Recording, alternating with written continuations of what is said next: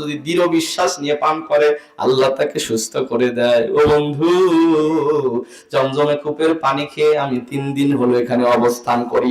নাসির ডেকে বলে, Abdul Muttalib ডেকে বলে, নাসির 3 দিন 4 দিন হলো তুমি যে এখানে আসো, তুমি কি কোনো নমুনা দেখেছো? নাসির বলে, দেখেছি রে। কি দেখেছো? বলে, গত রাত্রিতে আমি দেখেছি আকাশ থেকে হাজার হাজার পাখি এসেছিল, তাদের মুখের মধ্যে একটা করে পাথর, 2টা পায়ের ভিতরে ছোট ছোট 2টা করে পাথর, হাজার হাজার পাথর এসে কাবা শরীফকে আমি কয়েকটা চক্কর দেওয়া দেখেছি। আব্দুল মুত্তালিব হাসে আর বলে, নাসির রে, তাহলে তো আমার মনে হয় পাখিগুলো আর একবার আসবে আর খেলা জমে যাবে। আব্দুল মুত্তালিব আর নাসির যখন কথা বলতেছে, হঠাৎ করে আব্দুল মুত্তালিব বলে, আমি তাকিয়ে দেখি আকাশটা মেঘাচ্ছন্ন হয়ে গেল, উপরের দিকে তাকায় দেখি মেঘওয়ালা না, আকাশ থেকে ছোট ছোট পাখি নিচের দিকে নেমে আসতেছে। আমি নাসিরকে বললাম, নাসির দেখ তো ওই পাখিগুলো কিনা? নাসির উপরের দিকে তাকায় বলে, হ্যাঁ ও আব্দুল মুত্তালিব, ওই পাখিগুলো এসেছিল। বলে, আমরা 2 জনই তাকায় আছি, তাকায় দেখি পাখিগুলো ঝাঁক ধরে নিচে আসলো, কাবা শরীফকে এরকম করে তাওয়াফ করলো, তাওয়াফ করে সোজা আবরাহার বাহিনী যেখানে রয়েছে মিনা আর মুজদালিফার মাঝখানে ওই জায়গায় চলে গেল। উপর থেকে পাখিগুলো তাদের মুখের পাথরগুলো ছেড়ে দেয়া শুরু করলো, 2টা পাখার 2টা হাত পায়ের পাথরগুলো ছেড়ে দেয়া শুরু করলো। আব্দুল মুত্তালিব নাসিরের হাত ধরে টানে, নাসির তাড়াতাড়ি চল দেখি কি হচ্ছে। আব্দুল মুত্তালিব বলে, আমি নাসিরের হাত ধরে পাহাড় থেকে তাড়াতাড়ি নামতে নামতে কাছে যায় দেখি আবরাহাও নাই, হাতি বাহিনীও নাই, সৈন্য নাই, সবগুলো ঘাসের মতো পাথরের উপরে একেবারে লেগে গেছে। আল্লাহ পাক কথাটাই বলেন, দেখেন, আলাম তারা কাইফা ফাআলা রাব্বুকা বিআসহাবিল ফিল। আলাম তারা, আলেম ওলামারা আছেরা বুঝবে আমার কথাগুলো। তারা মানে হলো চোখ দিয়ে দেখা। আল্লাহ পাক বলেন, আলাম তারা, হে রাসূল আপনি কি দেখেন নাই? এই দেখা মানে চোখ দিয়ে কি দেখেন নাই? অথচ ঘটনা যখন ঘটেছে নবী তখন দুনিয়াতেই আসে নাই, নবী দুনিয়াতে আসার 50 দিন আগের ঘটনা এটা ঘটেছে। নবীকে আল্লাহ বলতেছে, নবী আপনি কি দেখেন নাই? মানে চোখ দিয়ে দেখলে যেভাবে বিশ্বাস করতে হবে, এই ঘটনা চিরন্তন সত্য, ওইভাবে বিশ্বাস করতে হবে। আল্লাহ পাক বলেন, আলাম তারা, হে রাসূল আপনি কি দেখেন নাই? কাইফা ফাআলা, কি কর্ম সম্পাদন করেছে, বিআসহাবিল ফিল, ওই হাতিওয়ালা বাহিনীদের সাথে। আলাম ইয়াজআল কাইদাহুম ফি তাদলিল, আল্লাহ কি তাদের সব কায়দা কানুন গুলোকে ব্যর্থ করে দেয় নাই? ওয়া আরসালা, আর তিনি প্রেরণ করলেন, আলাইহিম, তাদের প্রতি, তাইরান আবাবিল, ঝাঁকে ঝাঁকে পাখি, তারমিহিম বিহিজারাতিন মিন সিজিল। তারপরে আপনি দেখতে পেলেন আল্লাহর কর্মকাণ্ডটা কিভাবে তারা ধ্বংস হচ্ছে। ফাজাআলাহুম কাআসফিম মাকুল, এখানে আসফুন মাকুলুন শব্দটার অর্থ আলেম ওলামারা ভালো বুঝবে। আরবিতে আসফুন মাকুলুন শব্দের অর্থ হলো সিবাইত ঘাসের মতো, মানে গরু যে ঘাস খেয়ে শুয়ে থাকে, রাত্রিবেলা যখন ঘাস জাবর কাটে 2 পাশ দিয়ে দেখবেন অবশিষ্ট ঘাস ফেলে দেয়, এটা বোঝা যায় না কিন্তু ছেঁচা ছেঁচা। আল্লাহ পাক বলেন, আসফুন মাকুলুন, ওদেরকে আমি করে দিলাম সিবাইত ঘাসের মতো। ওদেরকে ঘাসের মতো করে দিলাম, একেবারে ছেঁচে ছেঁচে পাথরের সাথে লাগায়া দিলাম। আব্দুল মুত্তালিব বলে, তাকায়া দেখি সবগুলো পাথরের সাথে একেবারে ঘাসের এই ছেঁচার মতো করে লেগে গেছে। আব্দুল মুত্তালিব বলে, আমি তাকায় দেখি একটা পাখি এখনো পর্যন্ত ঘোরে, পাখির মুখের মধ্যেও পাথর। তাকায় দেখি পাখিটা হঠাৎ করে একটা এলাকার দিকে গেল, আমি পিছনে পিছনে আমি আর নাসির দৌড় দিলাম, গিয়ে দেখি একটা ঘরের উপর থেকে পাখিটা তার পাথরটা ছেড়ে দিল। ঘরের ভিতরে গিয়ে দেখি একটা সৈন্য পালাইছিল, ওর মাথার মধ্যে পাথর পড়েছে, পায়খানার রাস্তা দিয়ে বের হয়ে গেছে, জায়গায় মারা গেছে। আব্দুল মুত্তালিব বলে, অবাক করা কাণ্ড হলো, পাথরটা উঠে আমি দেখি এই সৈন্যর নাম পাথরের সাথে লেখা রয়েছে। এবার প্রশ্ন আপনাদের কাছে, তাহলে ওই যে আবরাহা যে এসেছিল তার কি হয়েছিল তা কি শুনবেন? আব্রাহা যখন ওই দেশেই রয়েছে, আব্রাহার উপরেও পাথর পড়েছিল, কিন্তু আব্রাহা ওখানে মরে নাই। যখন পাথর পড়েছে, সাথে সাথে আব্রাহার দেহ থেকে গোশতগুলো খসে খসে পড়তেছে। মাহমুদ হাতি, যেটা বড় হাতি, এই হাতি আব্রাহাকে পিঠের মধ্যে নিয়ে হাতি নাচতে নাচতে খেলতে খেলতে ওই ইয়েমেনের রাজধানী সানার মধ্যে চলে যায়, যে দেশ থেকে অহংকার করে এসেছিল 3 দিন আগে। ওই দেশের রাজধানীতে যায় হাতি নাচে আর ইয়েমেনের মুসলমানদেরকে দেখায়, দেখ আল্লাহর সাথে পাল্লা দিয়ে কেউ টিকতে পারে না, আল্লাহর সাথে যারা দেয় পাল্লা অবশেষে যায় তাদের কল্লা। হাতি ঝাঁকি দিয়ে আব্রাহাকে পিঠে থেকে ফেলে দিল। মুসলমানেরা জুতা পেটা করে, ঝাঁটা পেটা করে আব্রাহাকে দুনিয়া থেকে বিদায় করে দেয়। শিক্ষা নিতে হবে মুসলমানেরা। এখানে মতভেদ থাকতে পারে, এখানে দলের থাকতে পারে, এখানে গোষ্ঠীয় হিংসা থাকতে পারে, পারিবারিক কোন কোন্দল থাকতে পারে, তবে ওটা কিন্তু মসজিদের উপরে এনে বাড়ানো যাবে না। তোমার সমস্যা আছে, সেটা পারিবারিক হতে পারে, তবে ওইটার জেরে সে মসজিদে নামায়ও না। দেখেন কত মানুষ ঝগড়া করে মসজিদ আলাদা করছে, যার সাথে ঝগড়া হয়েছে 10 দিন পরে ওর সাথে এমন মিল হয়েছে, ওর বাড়িতে যাও দুধের পিঠাও খায়, কিন্তু মাঝখান থেকে মানুষকে আলাদা করে দিল।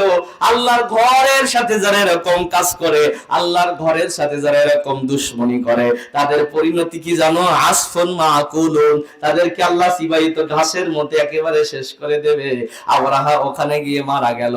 আর ওই যে আব্রাহা মারা গেছে, ঘটনাটা ঘটে গেছে নবী আমার যখন নবুয়ত পেয়েছে, শেষ বয়সে ওমরের বাড়িতে একটা লোক এসে প্রতিদিন ভিক্ষা চায়, ওমরের মেয়ে যে ভিক্ষা দেয়, কিন্তু লোকটার কথাও দেখে মনে হয় এ দেশের মানুষ না। একদিন জিজ্ঞেস করে, বাবাজি প্রতিদিন ভিক্ষা নিতে আসেন, আপনি কি এ দেশের মানুষ? লোকটা বলে, ফকিরটা বলে, না, পরিচয় দেওয়া যাবে না। কেন দেওয়া যাবে না? ওমর খপ করে হাতটা ধরে নবীর কাছে নিয়ে গেছে। লোকটা ডেকে বলে, নবীজি পরিচয় দিলে আপনি আমাকে কিছু করবেন না, তো রাসূল বললেন না। ডেকে বলে, নবীজি আমি মক্কাতে এসেছি যখন, আপনার জন্ম হয় নাই তখন। রাসূল অবাক হয়ে বললেন, কারণ কি?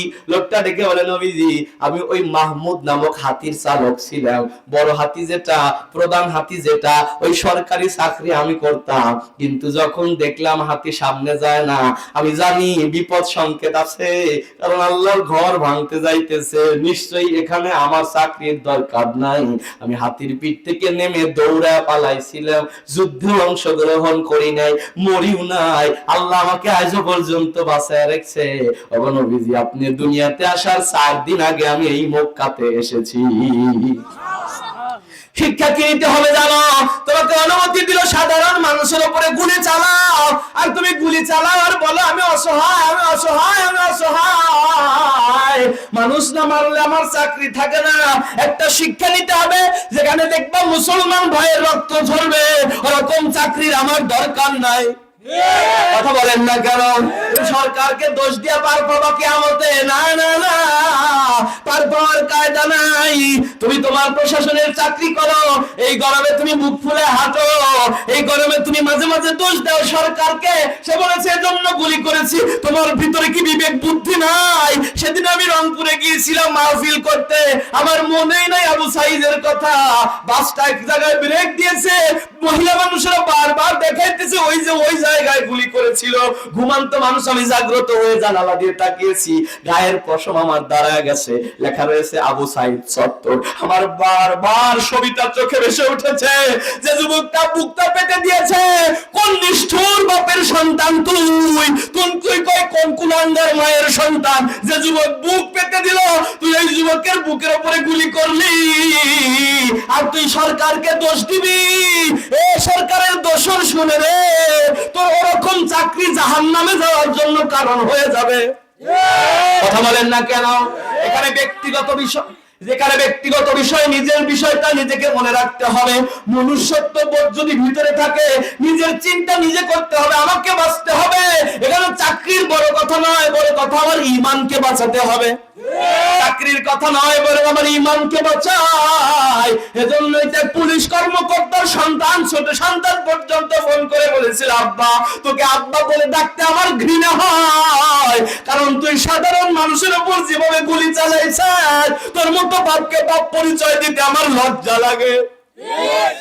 হিসাব করে দেখেন তো কতটা পরিমাণে ঘৃণা করলে আপন বউ পর্যন্ত পুলিশকে ছেড়ে দেয়, তোর মতো স্বামীর সাথে আমি সংসার করব না, কারণ তুই এদেশের নিরীহ যুবকদের উপরে গুলি চালাইছিলি। আপনি কি হিসাব করে দেখেছেন? আপনি কি বুঝে দেখেছেন? আপনি দোষ দিচ্ছেন কাকে? আপনি নিজেও তো দোষী এর মধ্যে।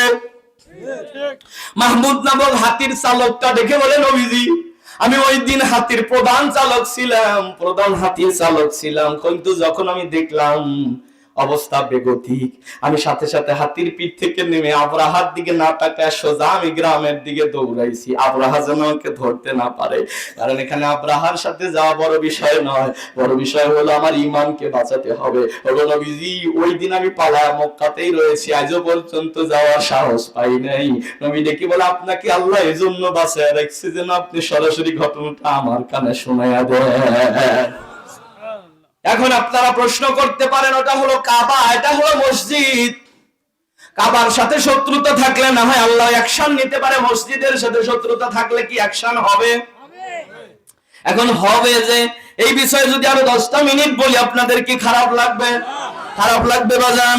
কেন হবে জানেন? আল্লাহ পাক বলেন, ইন্না আউওয়ালা বাইতিন উদিআ লিন-নাসি লাল্লাযী বিবাক্কাতাল মুবারাকা। এখন প্রশ্ন এখান থেকে আমি আপনাদেরকেও সলিউশনটা দিয়ে যাই। এই পৃথিবী যখন আল্লাহ সৃষ্টি করেছিল, সমস্ত পৃথিবীটা আবাদ করার জন্য প্রথমে জিন জাতিকে পৃথিবীতে পাঠাইছিল। জিনেরা যখন আত্মকলহ শুরু করলো, রক্ত ঝরায়, নিজেদের মধ্যে মারামারি করে, আল্লাহ ফেরেশতাদেরকে বলল, ফেরেশতারা তোমরা যাও জিনদেরকে ওই পৃথিবী থেকে তাড়ায়া এই পৃথিবীর বন জঙ্গল আর পাহাড়ে ওদের বসতি করে তোমরা ফেরেশতারা ওই পৃথিবীতে বসবাস শুরু করে দাও। তার মানে পৃথিবীর দ্বিতীয় বাসিন্দা কারা? না, পৃথিবীর দ্বিতীয় বাসিন্দা কারা? ফেরেশতারা। দ্বিতীয় বাসিন্দা তো ফেরেশতারা। ফেরেশতাদেরকে বলল তোমরা যাও জিনদেরকে তাড়ায়া দিয়ে তোমরা থাকো। বুঝছেন? ফেরেশতারা যখন দীর্ঘদিন রইল, একদিন ফেরেশতারা নিজেরা পরামর্শ করে, জিনেরা যেহেতু আল্লাহর অবাধ্য হয়েছিল এজন্য আল্লাহ তাড়াইছে, আমরা তো আল্লাহর অবাধ্য নই, অতএব পৃথিবী থেকে আল্লাহ আমাদেরকে কখনো সরাবে না। আল্লাহ ফেরেশতাদেরকে ডেকে বলে, ফেরেশতারা ইন্নী জাইলুন ফিল আরদি খলিফা, নিশ্চয়ই আমি জমিনে আমার প্রতিনিধি পাঠাতে চাই। ফেরেশতারা প্রথমেই জবাব দিয়েছিল, ক্বালু আতাজআলু ফিহা মান ইউফসিদু ফিহা ওয়া ইয়াসফিকুদ দিমা। আল্লাহ আপনি কি এমন এক জাতিকে আবার পাঠাবেন যারা আবার যায় রক্তপাত করবে, আবার যায় পৃথিবীতে বিশৃঙ্খলা সৃষ্টি করবে? আমরাই তো ভালো আছি, শান্তিতে পৃথিবীতে আছে। আল্লাহ ডেকে বলে, ফেরেশতারা সাবধান হও, ইন্নী আ'লামু মা লা তা'লামুন, নিশ্চয়ই আমি যা জানি তোমরা তা জানো না। আমি এমন এক মানব জাতি, এমন এক আদম সন্তানদের পৃথিবীতে পাঠাবো জানো, এরা যারা ইবাদত করবে, এদের সম্মান কত বাড়বে জানো? এদের ইজ্জত যখন বাড়তে লাগবে, এরা আল্লাহওয়ালা হতে যাবে, এদের সম্মান এত বাড়বে, বাড়তে বাড়তে তোমরা ফেরেশতাদের চাইতে এদের সম্মান বেশি হয়ে যাবে। সুবহানাল্লাহ। আর যদি কেউ খারাপ কাজ করে, এরা নিচে নামতে নামতে এত নিচে চলে যাবে, এরা কুকুর শুকুরের চাইতেও নিচে চলে যাবে। উলাইকা কাল আনআম বাল হুম আদল, ওরা চার পাওয়ালা জানোয়ার, তার চাইতেও নিচে চলে যাবে। আর যাদের সম্মান দেব, ওরা ফেরেশতাদের চাইতেও অধিক সম্মানিত হবে। ফেরেশতারা অবশেষে ভুল স্বীকার করলো, এটা তো ভুল হয় নাই। আল্লাহকে ডেকে বলে, আল্লাহ আমাদের ভুল হয়ে গেছে, আমরা না জানার কারণে আপনার কথার প্রতি উত্তর দিয়েছি। আল্লাহ ডেকে বললেন, ফেরেশতারা না জানার কারণে প্রশ্ন করা এটা ভুল নয়, বরং ভুল হলো জানার পরে যাচাই করা এবং জানার পরে একজনকে ঠেকানোর জন্য প্রশ্ন করা, এটা হলো ভুল। অনেক মাতব্বর কিন্তু পণ্ডিত এরকম আছে, একটা বিষয় জানে, সব হুজুরকে প্রশ্ন করে, ও যে জানে, এই জানার কারণে ও আরেকজনকে ঠেকাতে চায়। আছে না কিছু মানুষ এরকম? মুক্তি কি কিছু নাই? অথচ মসজিদে ঠিক মতো যায় না, হুজুরে রাস্তায় ধরে প্রশ্ন করে। আছে না নাই? আছে না নাই? রাস্তায় ধরে প্রশ্ন করে, রাস্তায় ধরে প্রশ্ন করে। এরকম মুফতি নাই সমাজে? অনেক আছে। আল্লাহ দেখে বললেন ফেরেশতারা না জানার কারণে প্রশ্ন করে, এটা ভুল না। কিন্তু ফেরেশতারা বলে, আল্লাহ আমাদের ভুল হয়ে গেছে, মাফ করে দাও। অবশেষে ভুল থেকে ক্ষমা চাওয়ার জন্য সপ্ত আসমানের উপরে বাইতুল মামুর নামক একটা মসজিদ আছে, যেটা নূরের তৈরি। ফেরেশতারা যে মসজিদে নামাজ আদায় করে, এই নূরের তৈরি মসজিদটা বাইতুল মামুরকে ফেরেশতারা তাওয়াফ করলো। তাওয়াফ করার পরে দোয়া করে, আল্লাহ বাইতুল মামুর তাওয়াফ করেছি, এই ওসিলায় তুমি আমাদেরকে মাফ করে দাও।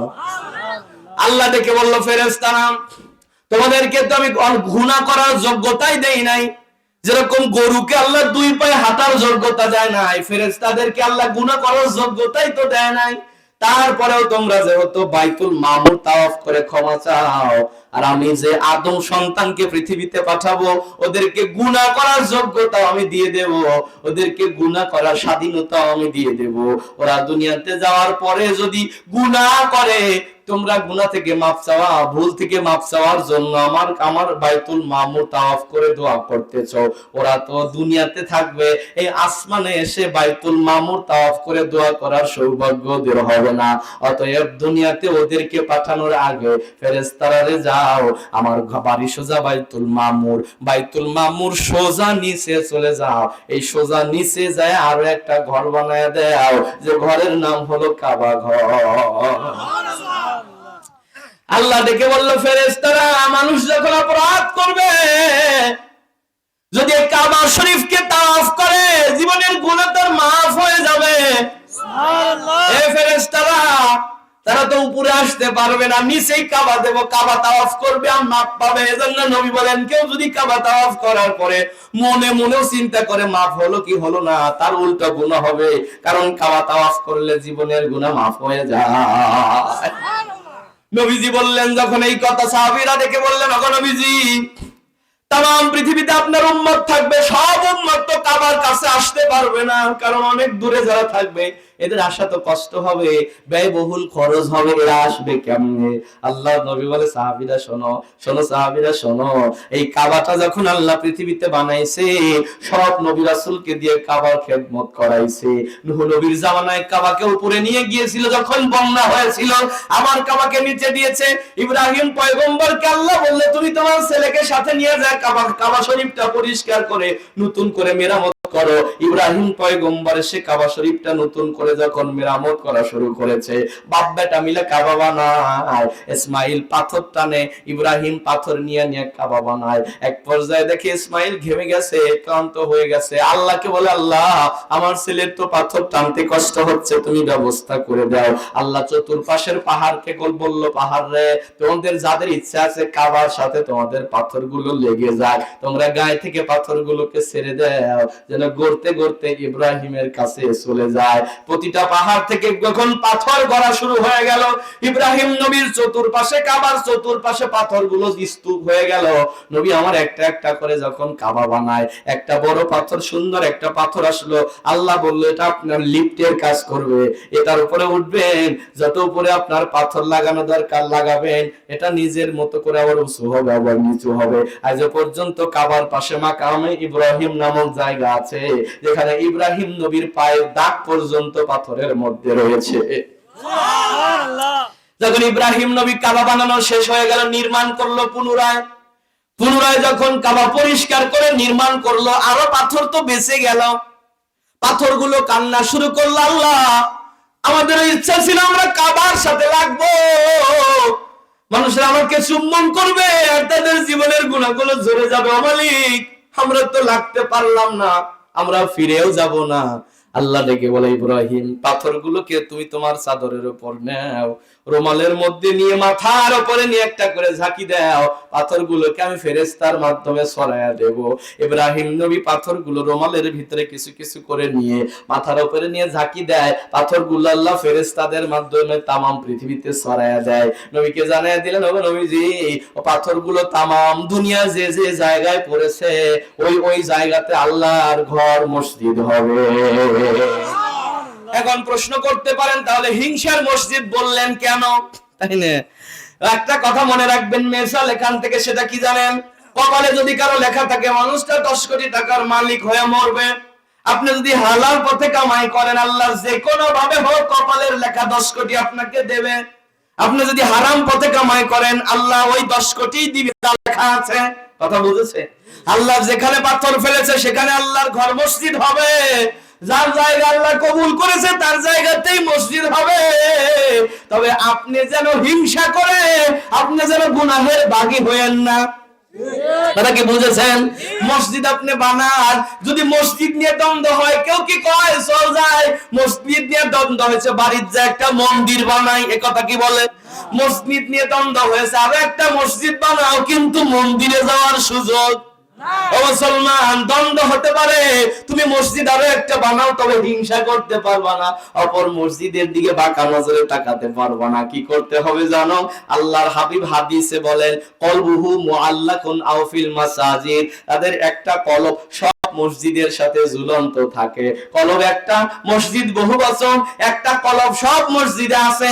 তার মানে মসজিদ নিয়ে কোনো দ্বন্দ্ব নাই, দলাদলি নাই। নিজের মসজিদ পাড়ার মসজিদ বলে এইটা, আর যেটা থেকে চলে আসছে ওইটার দিকে দ্বন্দ্ব করবে চলবে না। বরং ও মসজিদের উন্নয়নও চাই, এ মসজিদের উন্নয়নও চাই, ও মসজিদেও শান্তি থাক, এ মসজিদেও শান্তি থাক। প্রতিটি মসজিদের সাথে কলবটা ঝুলাইয়া দেওয়া, এটা হলো ঈমানের দাবি। যদি এ দাবিতে তুমি অটুট থাকতে পারো, আরশের সামিয়ানার নিচে জায়গা পেয়ে যাবে। সুবহানাল্লাহ। আল্লাহর নবী বললেন সাহাবীরা, তাম পৃথিবীতে যত মসজিদ হবে সব মসজিদের মেম্বার গুলো কাবার দিকে মুতাওয়াজ্জু করা থাকবে, সব মানুষের কাবার দিকে নামাজ পড়বে। আমরা পশ্চিম দিকে নামাজ পড়ি, পশ্চিমে কাবা আছে,